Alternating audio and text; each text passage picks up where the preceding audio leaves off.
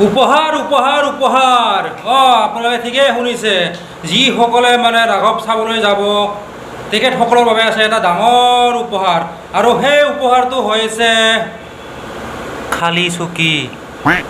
আপোনালোকে ঠিকেই শুনিছে খালী চকী সেইটোৱে হৈছে আপোনালোকৰ উপহাৰ ৰাঘৱ চাবলৈ যোৱাসকলৰ এইটোৱে উপহাৰ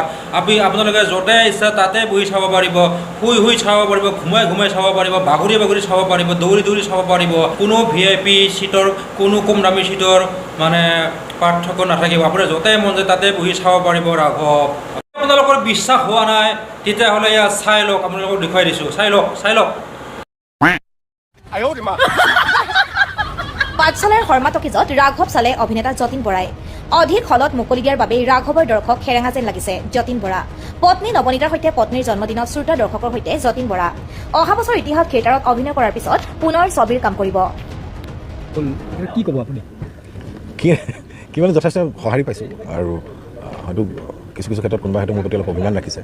কিন্তু এটা কথা ঠিক যিজন যতীন বৰাক ৩২ বছৰে অভিনয় চাই আছে নাটক চাই আছে চিনেমা চাই আছে সেইজনৰ ওপৰত বিশ্বাসটো আছে মৰম আছে কোনোবা হয়তো কিবা কাৰণে অকণ অভিমান কৰি ৰাখিছে যিসকলে অভিমান কৰিছে তেওঁলোকক মই অনুৰোধ কৰিম যতীন বৰাই ঘৰৰ সন্তান হিচাপে তেওঁলোকে সেই অভিমান পৰিহাস কৰি আহক হললৈ আৰু ছবি চাওক